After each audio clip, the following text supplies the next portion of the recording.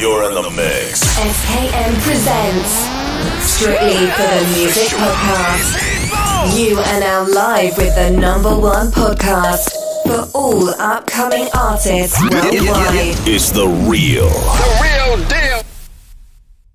Welcome back, ladies and gentlemen, to another episode Strictly for the Music Podcast. I'm your host, SKN. This is Nexus. I got live and direct. This is LoudpvckMobb edition producer. So, ladies and gentlemen, let's give it up for Hennessey Beat. What up, man? What's up, dude? Not much, big dog. How you doing, man? How's everything going? I'm all right. It's good. I'm just watching the kiddos play at the park. Do you have a good connection this time? Absolutely, man. All right, nice. So let's get right into this, big dog. Right. So you're a music producer for LoudpvckMobb. Yes. And I want to ask you this, man. How do you approach the sensitive task of discussing changes and rearrangements with an artist? Like if they don't like something about a song? Like if you don't like something about a recording that you did with them, how do you approach it? Well, obviously through BandLab, I don't really get too much of a hands-on. I wish I could have them in the studio sometimes. But I mean, I think I could have sworn he asked this last time. I'm trying to remember, but I just come to him straight up. You know, if it's something I don't like, I don't tell him I don't like it. I just tell him, hey, why don't we try different angle, different approach? You know, obviously there's better ways to go about it, and you know, and encourage him to do better, especially if you know they can do better. Hell yeah, big dog. That's what's up, man. That's what's up. So, man, let me ask you this, man. As being a producer, man, who would be your primary inspiration, bro? My primary inspiration? Yeah.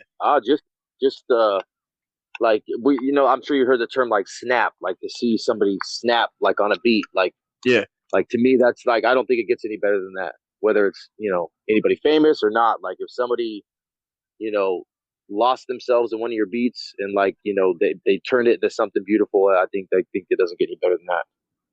Hell yeah, big dog. So what's one thing that makes a song solid on any track? Drums all day. Hell yeah, I think drums is key. Yeah, drums is the backbone. Hell yeah, man. Hell yeah. So let me ask you this, man. Since I know we didn't have a long interview the last time, I want to ask you this, dog. How did you get invited to LoudpvckMobb, and how did you discover BandLab?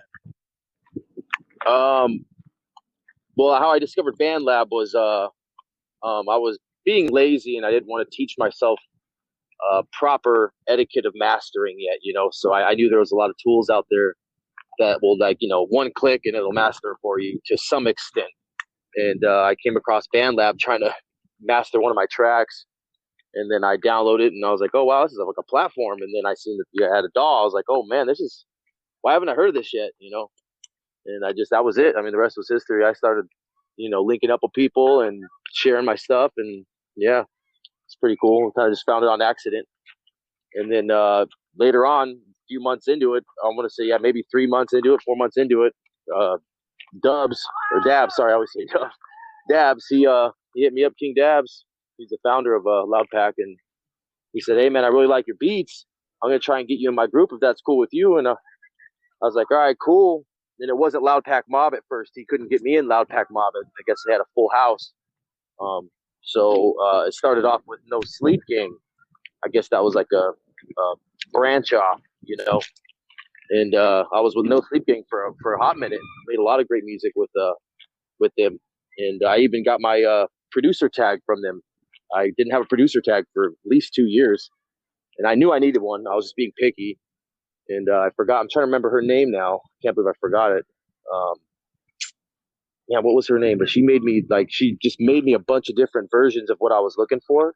Like, it was like 3 minutes. She took time out of her life, spent 3 minutes just recording different versions of what I might like for a producer tag. It was amazing. She even like did a little joke at the end. I was going to actually put that up. I keep forgetting.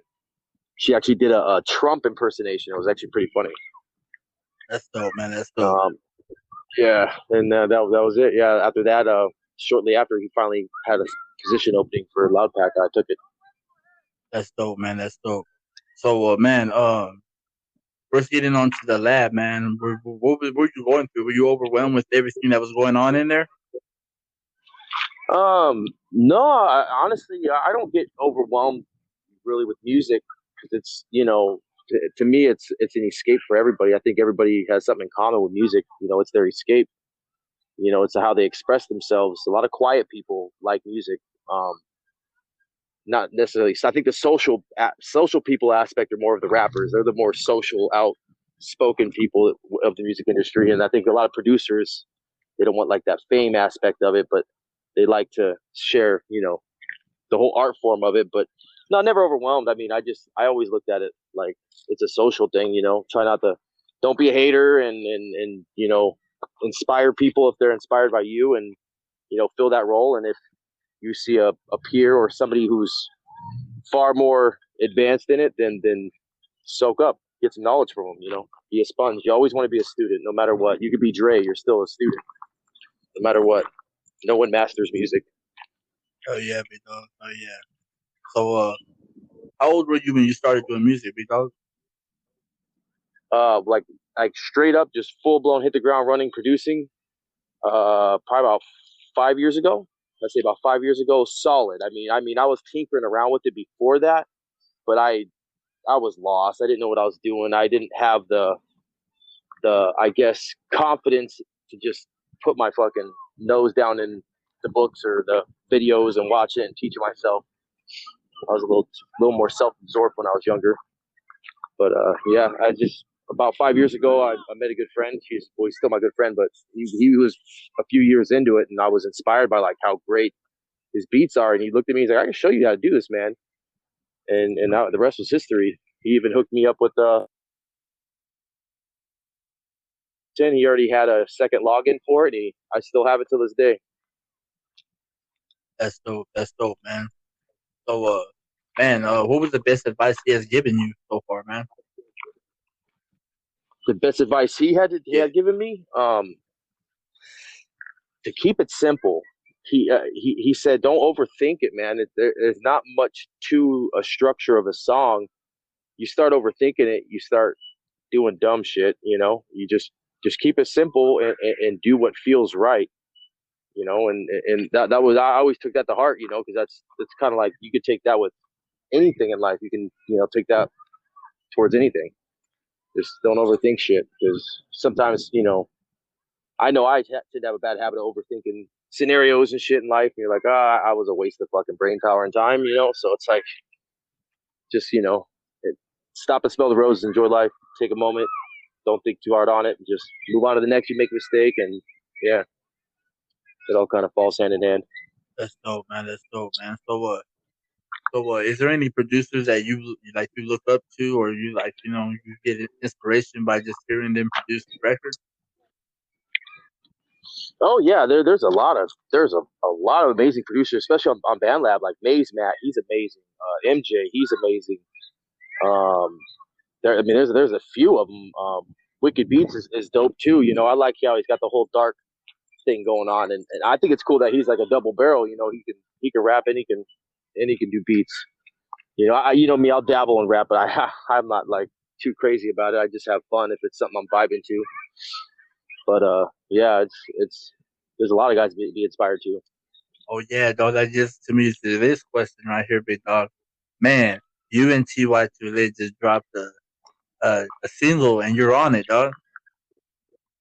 Yeah, it was fun. I don't know what possessed me to hop on it, because I mean, I didn't even know, like, I guess No Melodies are like real popular. Like, they're getting real popular. A lot of people like No Melody beats, and it kind of drives me crazy as a producer, because like I take pride in my melodies, my sounds. You know, I invest a lot of money in plugins, and so it's like going in the opposite direction. And I always feel like the beat's not done. And that was my first ever No Melody beat I made. Like, God honest truth, I've never made any other No Melody beat on purpose. That is, I think I've had songs I haven't finished that would be considered a No Melody beat. But yeah, and it was actually not the beat that inspired me. It was what he had laid down. Um, I kind of feel bad, because I think, you know, I made the beat for him to probably lay a full track down on it, and he did about halfway and was going to come back to it. And I just was like, hey, I got something I want to put on it. He was like, go for it. And yeah, you guys heard it. Yeah, that's dope, man. So everybody that's tuned into this podcast right now, go to www.bandlab.com. I see Hennessey. You already know. we have to plug in your social media and everything. Matter of fact, do that right now, big dog. I'm on Spotify. I've never been this part. Shoot, I know I'm on all of them. I'm on all of them. Just you could look me up just through my email. It's HennessyBeats@gmail.com. That'll probably pull up most of my, or I see Hennessy. That'll pull up a lot of them. Probably my Instagram. Yeah, I see Hennessy will pull up my Instagram. Yeah, and then I'm on everything. Oh yeah, big dog. Appreciate you doing that. So let me ask you this, man. Dropping your first song, man. What was it like, man? Were you overwhelmed by what people were going to think, or did you actually get a good feedback on your song that you did with TY today? My first song with 2Y was it's kind of I try not to go back to not overthinking it. Like, you just got to know throughout your entire career music you're gonna have somebody that's not gonna like it. There's always gonna be somebody that's not gonna like it. And there's always gonna be people that love it, and hope and you hope that the people that don't like it actually have some constructive feedback. Yeah. Versus just being a dick or just being a dick. It's like this fucking song sucks. It's like, all right, bro, you could suck a fucking dick, I guess. I mean, I don't know if you want, but yeah, I always most people are good about giving their feedback. Like, oh, but what you didn't like about the song, But I don't see that too often. Yeah. Not trying to sound cocky, just a lot of people are not gonna go out of their way to be a dick on BandLab. I notice it's a pretty solid community. Everybody kind of encourages each other, and I've always liked that. Yeah, it's dope, dog. I don't think I've had like one conflict. I don't think I've had not one conflict on BandLab. Like literally, not like one argument with anybody. Yeah. Oh yeah, dog. So, man, was this last track that you published? Was this your first track you did with TY today, or you've done more? Well, yeah, I produce for him. A lot of his release stuff that's actually on Spotify and all that is my work. But as far as rapping with him, yeah, that's first track. Is that sure? I was gonna do one prior, but I just never got back to it. I wasn't feeling it. Hey, is that track that you did? Is that on the album that you guys just released? No, that's actually it got released right there on BandLab. We haven't put it on any major platform. Hell yeah, dog. We're on number 2, but one's up and out there already. But we're working on number 2 to put out there for him. Hell yeah, dog. Hell yeah. Oh yeah, dog. That was one of the projects I was wanting to touch on right now. I just remembered right now. So give us a little bit of detail on this project that you guys just dropped. I know it's Hennessey is the producer on the album, but how did this project come upon, man? And what was the creative process like? Like, how long did it take? And is there any music videos going to come to this project? Well, music videos. I don't think me and him even discuss music videos. But he's in Minnesota and I'm in Arizona, so that'd be kind of tough, But whatever he has, I mean, I'll do whatever I can to help from a distance. But no, I mean, we haven't really discussed music videos. The project took a lot longer than it was supposed to. We got a couple kickbacks from DistroKid. I know they actually messed up when we released it. I sent them over everything they needed, and they uploaded like just his vocals on a couple tracks, and we're like, man, what the hell are they smoking over there, DistroKid? What? So I had to hit him up, and I told him like, hey, I see you guys write files. Like, I even thought it was my fault for a second. I checked the files. I was like, all right, cool. Well, yeah, this is not right. How you guys do that? That means you guys had to like separate the vocals from the beat. Like, how'd you guys even do that? And he's like, I don't know, man. I didn't talk to you on the phone. It was an email through a tech guy. And so, yeah, he's like, you're just going to have to take the release down and then re-release it. So I had to do all that. So that was a good little delay. You got to wait 5 to 8 days for it to come down. And then once it comes down, then you got to send it up and wait for him to re-release it again. So there was a little delay there. But yeah, I would say it was probably a month and a half behind date. But it took us probably a total of like 3 months, probably. Damn, it took you guys 3 months to get that project done? I would say in total, yes. That ain't bad, bro. With all that, and then yeah, it's not too bad. I mean, our goal was initially, I believe we agreed on 12 or 13 tracks, but we ended up just releasing 10. That's dope, man. That's dope, man. So, Hell yeah. So, well, man, what's one of your favorite tracks on the album, man? honestly, I like the intro track, man. That's probably one of my favorites, just because like he's just kind of that's like his main introducing point. I mean, we released the single. The single was hot, the Henny Lit single, but honestly, it was probably Fantasy to Reality. That's the first track on that album. That one's probably my favorite one because he kind of sings a little bit and he's got a good voice. He's got a really good voice. So he's very versatile. What got me. That's what kind of got me onto him was he was versatile. Like me and him were very active in was it No Sleep Gang, and me and him were just always collabing, and we didn't think anything about doing an album or anything like that together. But I was like, that's what I do in my collections. I'll take whoever artist I work with. I'll take every single one of their songs they've done. I'll put them over there. And I was like, hey, this stack's kind of starting to get thick, man. You want to? You ever thought about doing something with these? Or are they just gonna sit there? And he's like, yeah, we should actually focus on an album. That was the rest was history. So That's dope, dog. That's dope, man. Fucking big shout out to Ty Too Late, the other Loudpack mobster. Yeah, he's a workhorse, man. He'll knock a beat out or knock lyrics out quick. Yeah, man. That man's not scared of a beat, and it doesn't matter. I'll throw him anything, and he'll find a way to make it sound dope, like above and beyond. Like, and I'll test them too. Like I like to do that. I don't have easy beats. At least I like to think I don't have easy beats. I don't get too many inspirations, but usually the ones I do are people who are willing. You got to be ready for them. Hell yeah, man. Hell yeah. So everybody go hit up Ty Too Late. Go stream his music on Spotify, Apple Music. Yeah, get that man. Run those numbers up for him because you know what? These two are legendary. They both part of the LoudpvckMobb.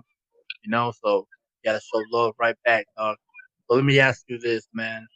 What are any upcoming projects you got going on right now? A couple of them I can't discuss just out of respect for the other artists, but I'm sure you guys will find out here soon.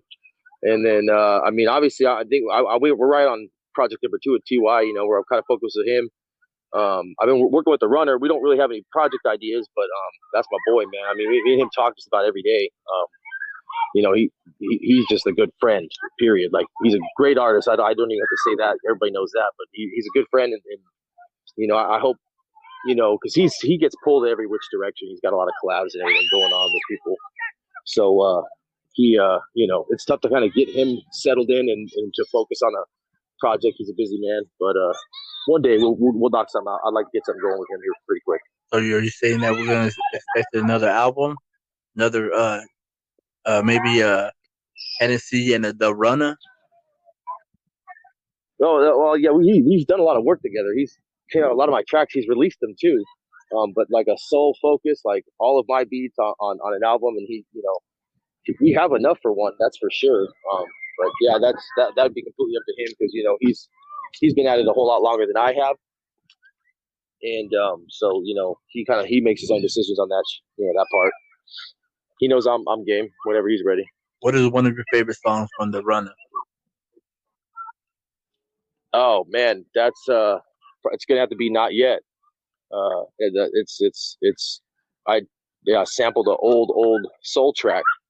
It came out amazing, and it was funny because he was the last person in the world I thought would ever jump on it because I didn't think it was really his vibe, and that's when I found out he's got a little bit of a reminiscent softer side. He's because he always came in hard. He always one of those hard, just rough beats. Like usually there's a wake of bodies when he's done with the track. So it's like it's kind of cool seeing that side of him, and it caught me off guard. And until this day, it's my favorite track.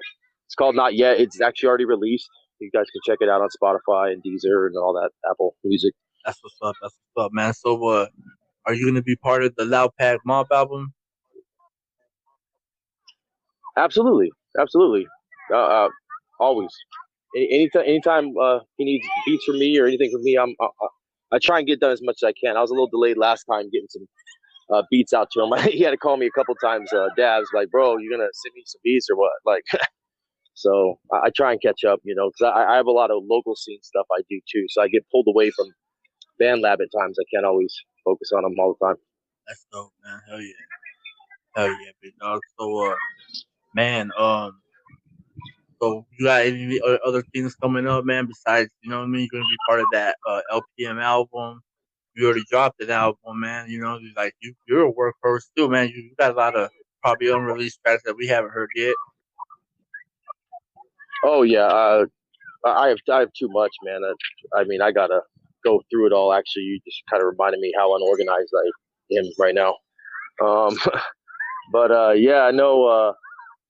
Yeah, it's the one that's really important to me is actually my best friend's a rapper out here in Arizona, and he's finally getting to lay down some tracks. So, me and him had kind of had a little argument about it because like I like to see my beats all the way through, and sometimes that's not always the best approach because it's always good to have actually somebody else master your tracks. Like it sounds kind of like a pride thing, like I'll master my own tracks. I know how to master now, or I know how to master, but the fact of the matter is, it's smarter to have somebody else do it because the ears that created it are not going to look at the track the same way as somebody who's just walking in and hearing it, especially somebody who's trained by ear to know, what this needs to get pulled up. Those need to calm down. We got to turn that down a little bit. Those are too high. You know what I mean? And just mix it, master it nice. And you want a stranger's ears on that. You have to. You're going to get the most out of your product if you do it that approach. It goes back to like the psychological standpoint. Like if me and you were both going to make each other bologna sandwiches, if you were to make yourself a bologna sandwich and you ate it, it would be a fucking bologna sandwich, right? But if I were to make a bologna sandwich for you, even though I made it the exact same way, but because I made it, it'll taste a little bit better. It's just the way the human mind works because there was that hint of surprise or, you don't quite know if I did something different. Yeah. And because of that, your taste buds. So same thing with music, you don't know what you're walking into. It's not your beat. You didn't make it. When you did make it, you know what to expect. You know the sounds. So everything's going to sound like it's where it's supposed to be from the beginning when, you could not always be right. Most of the time you're not. Hell yeah, dog. So you got to have that second opinion. So yeah, that was my big falling out with him, but we're finally coming together. Actually, I like the guy, the mix and master guy. He taught me a lot. He's actually, you ever heard of the band or group Bag of Tricks? Nah, man. Oh yeah, they're actually they just blew up. Actually, they're the white guy and the black guy. They're great contrast. They're great rappers, but he mixes and masters for them. He's done a lot of big names. Actually, I didn't know that. He just was like this little guy, and he's worked with G Unit. Like he's worked with like legit people. Like I was like, oh shit, like I didn't know. But yeah, he was cool. So like, I got to meet him the other night. And he's making these tracks I did just sound amazing, like 20 times better than what I thought I had it. So it just goes to show you, there's plenty to learn. But we're actually starting to get some. So I'll definitely share that album if I get their permission to BandLab. You guys will definitely dig it. It'll be a good project. That's what's up, man. That's what's up. So, man, well, hey, let me ask you this, man. What would be the best advice you could give to any upcoming producer right now?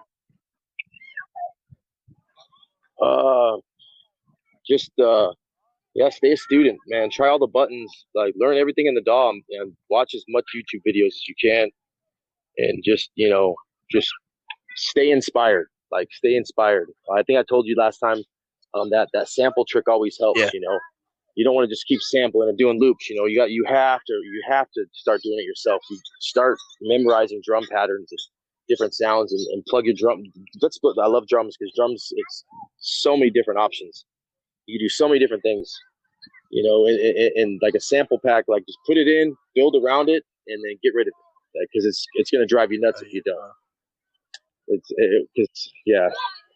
You're never gonna equate to that sample. It's just you don't have that instrument, you didn't have that the whole package of it. You just gotta get it out of there, and you'll build a song around it. Yeah. But yeah, stay a student. Hell yeah, man. So well, hey, you got any advice you want to give to your audience or your supporters that's bumping you and supporting you? Oh, I mean, thank you guys for everything, man. Like you guys give me a reason to keep doing what I'm doing. It's everybody's human. Everybody kind of gets down and out with their music or even get bored, and having people that are waiting to hear something else, and the compliments. Even if I don't get any compliments, just like likes or whatever, it just that song could be making somebody else's day better. And the thought of that keeps you inspired. So thank you for that. And I try to I try to listen as much as I can to everybody else's stuff and compliment them as well, because it's one thing I noticed with BandLab is you get what you give. Like with BandLab, you show that you actually care about other people's stuff. They're gonna care about your stuff, and it's not like an eye for an eye thing. It's people will care for your stuff, but if you're just not paying attention to anybody, then you're probably gonna get the same in return. You get what you give with BandLab for sure. Man. Hey, that's great advice, man. Hell yeah. So, man, you got any special shout outs you want to give? Oh, too many. Shout out to the runner, TY2 Lit. Shoot, there's a bunch, man. Relia, Mystery. He's a beast. Pulsar. He's a beast. And Pulsar needs to start hopping on my beats again. He's been slacking. He's been jumping on. I'm like over here jaded. Like, yo, bro, hop on my beats. It's been a while. And definitely shout out to. There's a bunch, man. I gotta keep going. Was it now what I mean? What's his name from Chicago? White guy from Chicago. He kills it all the time. Yeah, y'all know mean? I always forget now. It's too many damn names. Yeah, man, I get it, dog. Hell yeah. Yeah, Puncho DZ, he's a beast. I actually just started working with him recently. He's fire. He's fire. Yeah, YMT, definitely a shout out. YPC for sure, all day. Those guys are dope, man. Those guys are all fucking lions.